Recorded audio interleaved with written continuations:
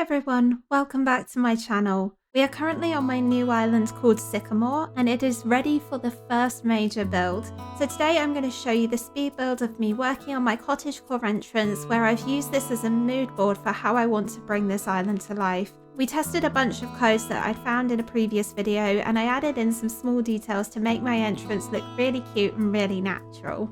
Within cottagecore, this island is specifically themed after a flower festival we have in the UK called Britain in Bloom, but rather than keeping it more modern, I wanted to make it look like an older style town which has cobbled streets and dirt paths as you go more into the rural parts of the island, which is why you can see me using 3 different types of path code as we work on this build. As part of that look, what I want to do is have some more town-like features on the main part of the island. So for this entrance area, I've made 2 dirt paths that lead up to a small fountain build. I've wanted to work with a fountain on my island for the longest time, and I had no idea if I was going to be able to fit it into a build, so I didn't include one in Disturbia where it would have fit in quite naturally if I could have found a dilapidated version. But here it's more elegant. I'm mostly sticking with whites to bring in a cleaner look and feel to this island, so then it branches more into elegant core, but I think it still works pretty well within cottagecore as well.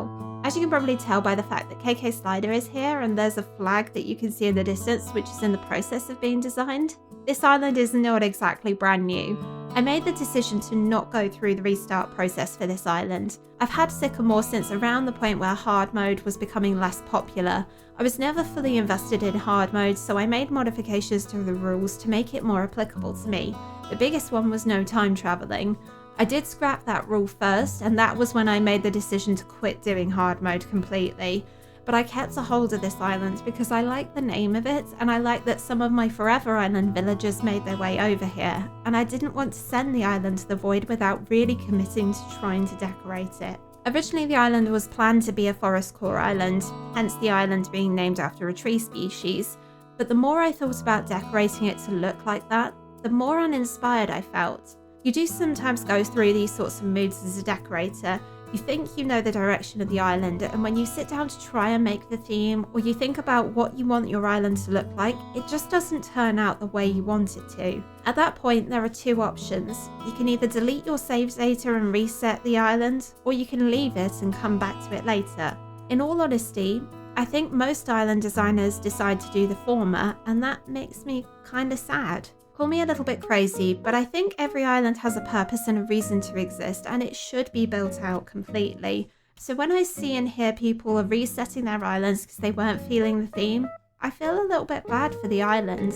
A lot of it comes down to the name and the map. Obviously you do have some flexibility with what your island looks like, and I'll put on screen a map of what Sycamore looks like for reference. But the things you cannot change or move are the resident services, the river mouths, the airport, the secret beach, the pier, or the types and sizes of beach rocks and beaches. If any of those are deal breakers and you cannot work with what you already have within those, then that is a cause to restart. For me, as I was building this entrance out, I did find myself considering restarting because as I was working on the terraforming for this island to make it a natural and pretty entrance, I realised I didn't have as much room as I wanted to make the big entrance that I wanted. I very nearly gave up on this island because of how close the airport and resident services were, and the more I had tried to terraform the waterfall and the river around this, the more apparent it was that the small amount of space was going to cause an issue. But when this sort of thing happens, sometimes just powering through and working with what you have is a good thing. It makes you think through what options you have as an island designer to make the space work. I do think there are different ways to be creative in island design, and there's no right or wrong way to build out an island. You find your own style as you start working on islands, and as you work on different themes and styles and play around with terraforming and new ways to place items, you become a more confident and more rounded island designer. As a result of me working on this big terraformed waterfall entrance, there wasn't much room for items, but I do think that not having quite as many items to decorate this as part of the island works out just fine, because I still want it to look pretty and natural, but still give some hints of the cottagecore elements.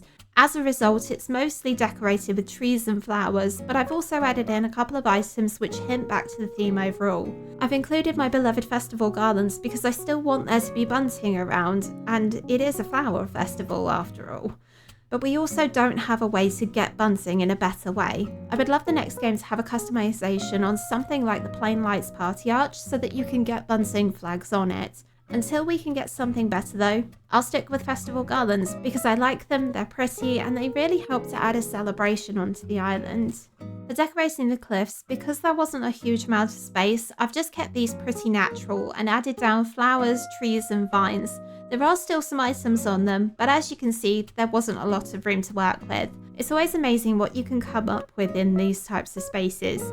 Have you guys played around with small spaces like this? I'm curious if this is something you do regularly or if you put off until the very end. Although this is a build which includes a lot of nature and a few pieces of furniture, the point of it is to act as a mood board for what the rest of the island is going to look like. If you're someone who struggles with decorating or not knowing what to do next on your island, having a mood board build on your island can help you see the colours and items which are going to be the cornerstone of your island and help you decide what the next step is going to be.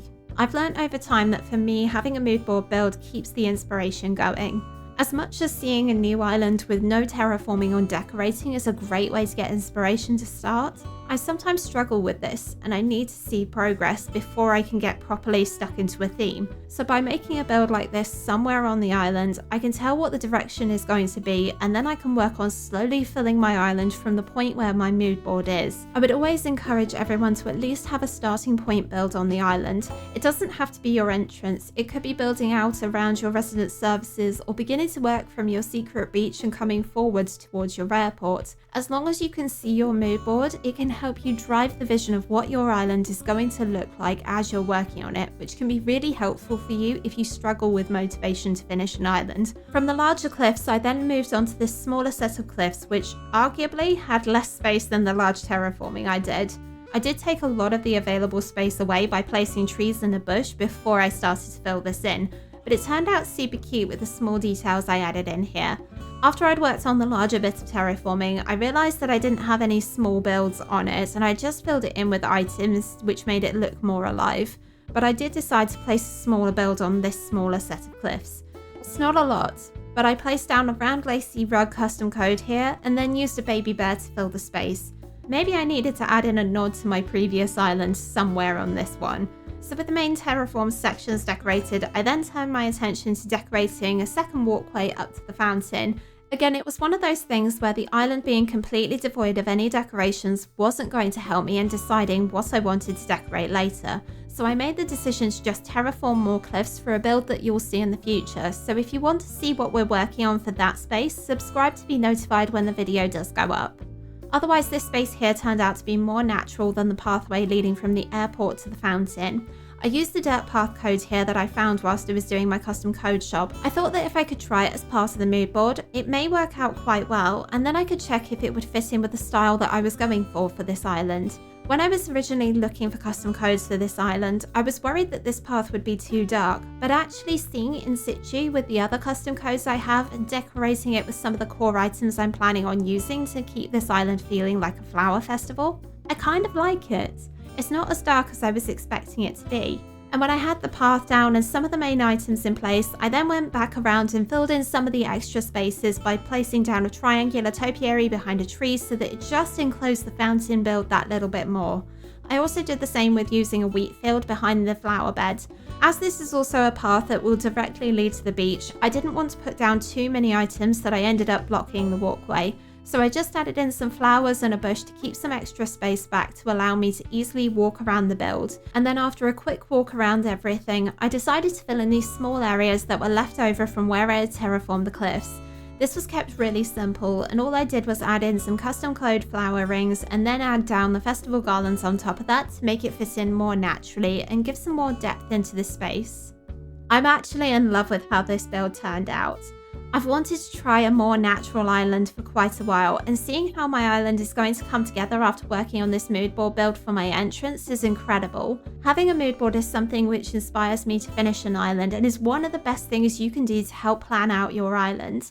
If you want to know more about my island planning process, watch this video next where you can learn everything you need to know before you get stuck into a new island, and I'll see you over there.